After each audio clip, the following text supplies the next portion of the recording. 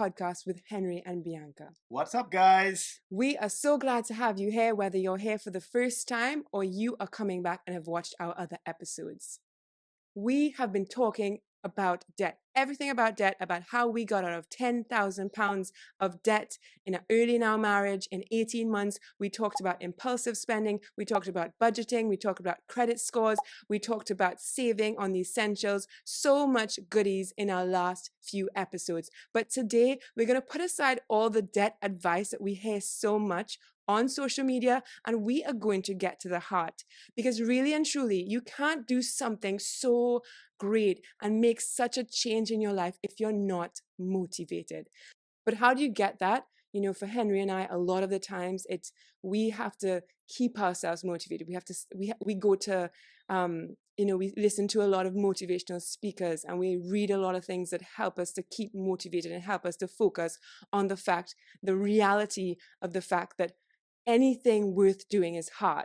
So it's going to be hard, which means that we need to remind ourselves of that and remind ourselves what it takes to get where we want to be. So we are going to see between Henry and I, which one of us can motivate you more to pay off your debt.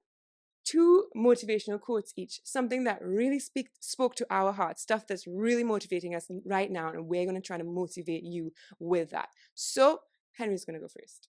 I was thinking you were going to go first. Nope, you're going to go first. Remember, right. It's a competition, okay? It's a competition. It's a competition, I'm gonna okay. Win. So, a quote that I have found myself coming back to over the years, depending on the season I'm in, is one by Seneca. He's a great philosopher. And it goes, a man who becomes superior to his pleasure eventually becomes superior to his pain. That is deep. I've won. I've just won. I've won already. No, but you have to give it a little explanation. Okay. So what does that mean? I found in my life that when I've faced hardships head on, face trials, face temptation, face impulsive, in our previous podcast, we talked about in the early years of our marriage, we were quite impulsive spenders, and that was a difficult thing. And every time I would swipe that card, or every time I would do something that, appealed to my weaker self, that just felt like a decision that was not part of the real me. And to go back to the quote, when you conquer, and when you face and you stand up to your pulses, and those small, tiny decisions strengthen you as a man, and then you eventually grow and you mature, and then you eventually become superior to your pain. And I think what that means, that part of the quote means that you become more impervious to suffering. You become more resilient to suffering. You become more perseverant to suffering. I think it actually changes the way your brain experiences suffering and processes it. I think it's even like a brain thing. It actually is a brain thing. I 100% agree with you, but I'm still going to win this quote. Okay, well, you had your time. Okay, this one is kind of on the back of his own. I had a different one, which I'll bring after this, but this one really connects to that one, and I want to just use some of his momentum, right? This is from the professor of happiness, Arthur Brooks. I love listening to everything that he puts out there. But he says that he's found in all his research about happiness that there's something innate about the human condition where we need to suffer in order to feel joy. So we need to go through something really hard, or go through the process of something really hard in order to really feel satisfaction. If we just people who just live a comfortable life, or just go with the easy path their whole life, they actually don't experience happiness. And I've talked about this in previous podcasts, but at the end of the day, we all want to be satisfied. We don't want to spend our lives being at home or doing in a job that we don't like. We don't want to come home at night and feel sad about our lives. Nobody wants that. It doesn't matter how much we have, but as long as we have satisfaction, we're good. So going off of that, if to really succeed, we have to go through our pain. We have to go through pain and learn to train our brain to react to pain differently. Then this quote shows that actually the suffering and the pain is almost like it's an essential part of the journey. So when we're going to pay off debt, when we're going to change our lives, when we're trying to do something radically different to what we've done before, we just have to learn to embrace the suffering. It is like an initiation. It is part. It's not even just the initiation, but it is literally the training. It's the training for reigning, right? So, Henry and I have we just love putting ourselves in challenging situations just to grow those muscles, just to train our brain to embrace pain, because we've realized that on the other side of pain, on the other side of suffering, on the other side of persevering through something really hard, like paying off debt, when you have to budget so thinly that you can't even, like, you have to eat tuna for months at a time. You know, you have to eat cornflakes and sardines like I did once, and lentils. It's hard. It's embarrassing. It feels shameful sometimes. All of that is part of the suffering that builds in us the capacity and the ability to succeed at not just being financially strong, but also being strong and successful in every area of our life. Boom, boom, boom, shaka, laka, laka, boom, chaka. Okay, so I think I'm winning. I'm not quite sure what Am that I last winning? part was. Comment right now to see who you think is winning so far. I sense that somebody just voted for me. Next quote. What's your next quote? I got the second one. I mean, come on, I just went. Okay, fine. Can you trump this that? is my no. I don't think I'm gonna. It's not. It is a competition. Yes, but it's not a quote. Because guess what? Sometimes when we compete, we push each other forward. It's healthy competition. It's good. You're my accountability person, right? And we push each other to be better. So be better. Go on. Let's go. So this is not so much a quote by a famous person. This is something my father told me shortly before he passed. So I've not shared this with our audience before. My father passed away when I was 25 years old. It was an email that he wrote to me. It's the last email that he wrote, and he was reflecting on his life. And it was 1, 2 or 3 sentences. I can't remember verbatim what he said, but he basically, it was like in the Bible where God gives like a mandate and he says, go and do this. It was like a mandate in his last email that was really powerful coming from a father. And he said, I want you to chase after your mountaintop. I chased after mine and my descent is now graceful. This is as he was passing away. Wow. And that quote has always stuck with me, and I've held on to that in my really hardest moments, because it's reminded me that no matter what the circumstance, we're talking about suffering, no matter where you are in your journey, you're built and designed. I'm speaking to the guys out there and the girls, speaking to men and women, to go after your mountaintop, to chase after it, to chase relentlessly after your dreams. And the funny thing about it is that people quit on their dreams because they think it's going to take too long. And the time flies anyway. So you might as well just go after it. And my encouragement is that for those that have a dream and a vision for responsible finance and growing their wealth and growing their estate and becoming the best version of themselves with respect to money management, go after your mountaintop. I've won. I've won.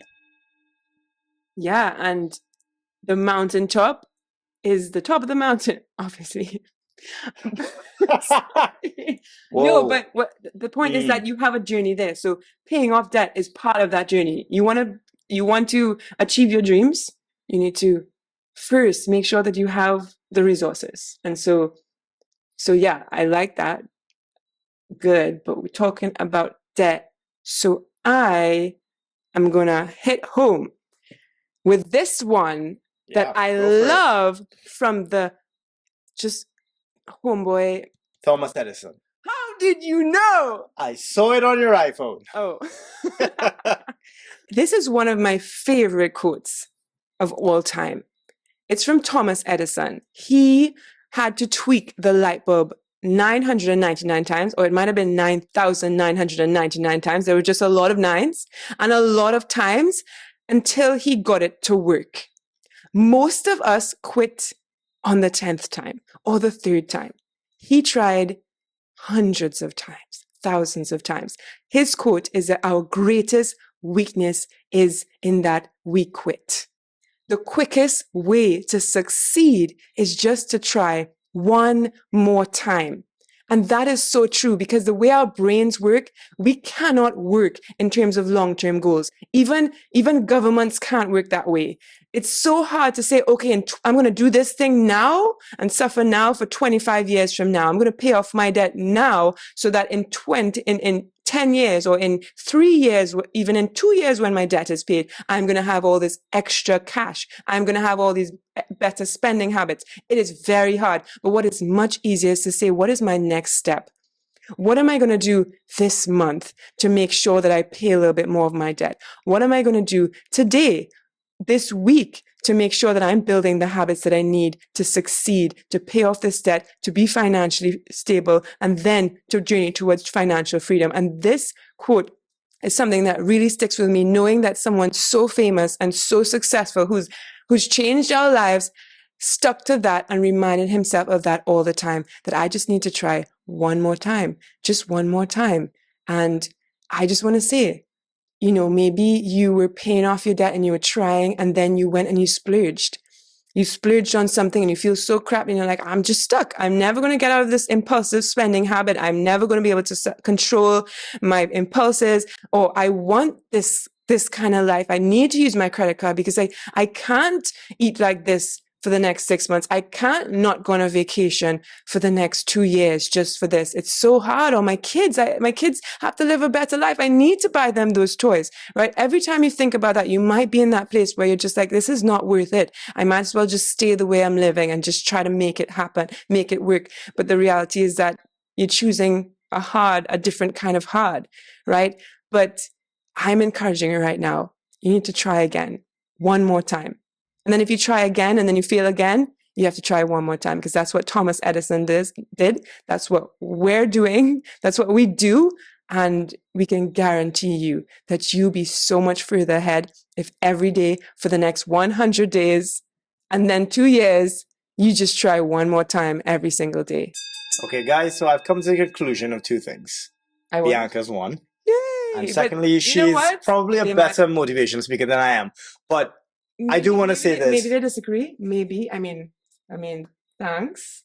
I don't know, actually. I mean, let them vote. I think I won, but I have to say that you touched my heart with that one, especially with the last email before he died. And the fact that your dad really motivates us. He's still in every day we think about the fact that he really gave everything. In his life, in his goals. And I love the fact that, you never told me that before, that he said, I pursued my mountaintop and now I'm descending gracefully. Like that's pretty amazing. And if we could go through our lives and at the end say, I've gone to my mountaintop, your mountaintop, and now we get to descend slowly at our own pace. That's pretty amazing. Awesome. So guys, thank you. So guys, whether you're paying off a penny, a pound, 5 quid, 10 quid, 20 quid, do as much as you can to pay off your debt. And if you stumble, that's all right, because we're Bianca and I, we're a tribe of no quitters, and we're looking to find another tribe of no quitters to make a big tribe of no quitters. We love taking 2 words, sticking them together, and then pronouncing them differently. So we're going to say not quitters. Not quitters. Not quitters. Not quitters. No, that was kind of weird. All right, guys. So thanks for joining us. Thanks for joining us this week, and we look forward to seeing you next week. Yes, and please let us know who won. Okay, we need to know before we move on. All right. Take care, guys. Thank Bye-bye. you. Remember, subscribe, follow us, tell us what you want us to talk about. We're on Instagram, we're on TikTok, we're on LinkedIn. We're everywhere. Okay? See you later. Bye-bye. Bye. Thank you for listening. If you enjoyed the Debt Freedom Made Doable podcast with Henry and Bianca, make sure you like and subscribe and check out the description below the video for links to our website, our waitlist, SOA calculator, and more tools to help you on your journey to debt freedom. Again, thank you so much for spending this time with us. We'll see you again at the next episode. Goodbye.